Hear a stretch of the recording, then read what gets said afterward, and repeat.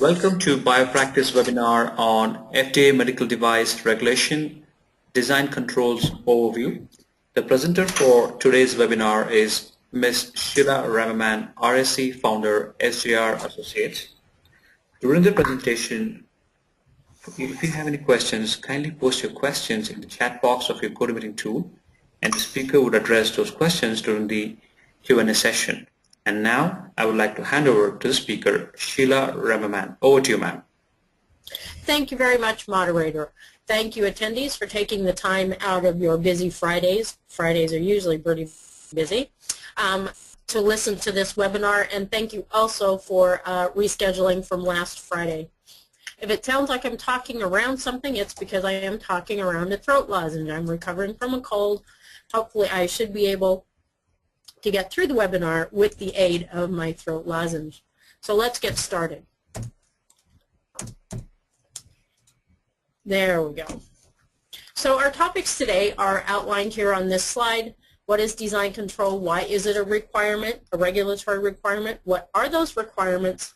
Then we'll go through a typical design control process, which I think will address one of the pre-webinar questions. And then some tips for success, things that I have discovered in my time working with design controls that can help make your design control process better. So the first few topics. Design control, if you go by the textbook definition, is a process by which a product is designed, developed, tested, manufactured, distributed, used, serviced, and eventually obsoleted during its life cycle. So we've covered the entire product life cycle. It is really a framework for documenting all of those activities for a product. It has also been referred to as good quality assurance practices for design and development. It's also good business practice. It's been shown that if you discover and correct design errors early, it costs much less to correct those errors than if they come along later in the process. For instance, if you wait to do 100% inspection and test of your initial engineering prototype devices and find design problems, it's going to take more time and money to correct them then than if you have reviewed the design earlier on in the process. There's also a much higher likelihood that the right product is designed, developed, and manufactured for sale because you put the time into planning and designing before you actually start developing and building. It's an FDA requirement because FDA analyzed 6 years of voluntary recall data during the 1980s.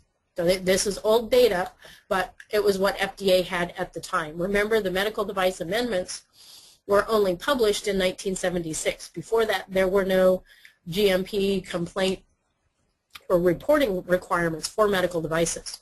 So after about 10 years under the medical device amendments, FDA took a look at the last 6 years of voluntary recall data and found that 44% of recalls were the result of design defects by the manufacturer's own analysis. FDA at that point decided that the GMPs were not adequate alone to ensure the safety of medical devices. So in 1990, the Safe Medical Devices Act was passed, and that added what was called at that point pre-production quality assurance to the GMP requirements for medical devices. Then in 1996, FDA released the quality system regulations, which added the specific design control requirement. And at that point in time, it was harmonized with the current ISO standards 9001, 1994, and 13485, 1996. The requirements for design control under U.S. FDA regulations are found at 21 CFR 820.30. CFR stands for the Code of Federal Regulations. 21 is Title 21 of that Code of Federal Regulations. That's where all of FDA's regulations are found. And the 800 to 1,000 parts have to do with medical devices. So the quality system requirements are found at Part 820, and the design controls are found at dot 30 of the 820 quality system regulations. Every single clause under the design control section of the regulations says that manufacturers shall establish and maintain procedures to control the design of the device or to control the particular requirement